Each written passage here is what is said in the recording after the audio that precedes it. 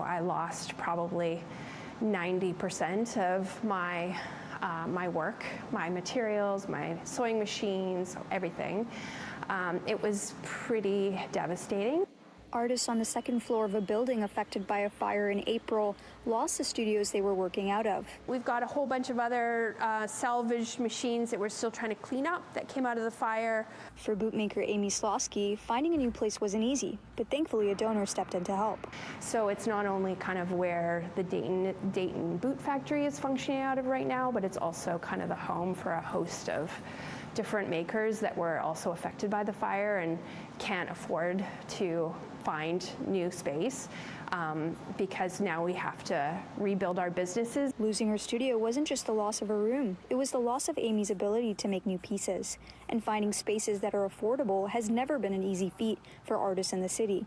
Without a studio, Amy wouldn't have been able to rebuild her business or make it accessible to the public, and wouldn't have been able to participate in this year's Eastside Culture Crawl, a visual arts festival where makers open their studios to the public. I think the reason that this particular event resonates with a lot of people is because they're kind of curious about how do artists create the work that they create.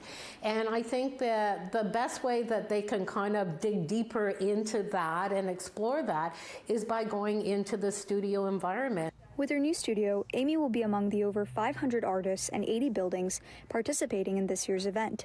She hopes the festival will foster connection with community members that don't get to see the value of studios or the artistic process in their everyday life.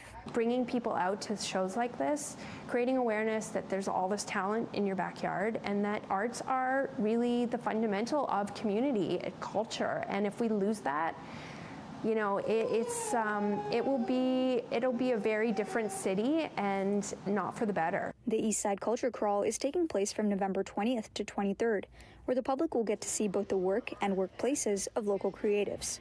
Amy will be debuting new boots in her new studio, inviting community members to walk in. In Vancouver, Shailee Shah, City News.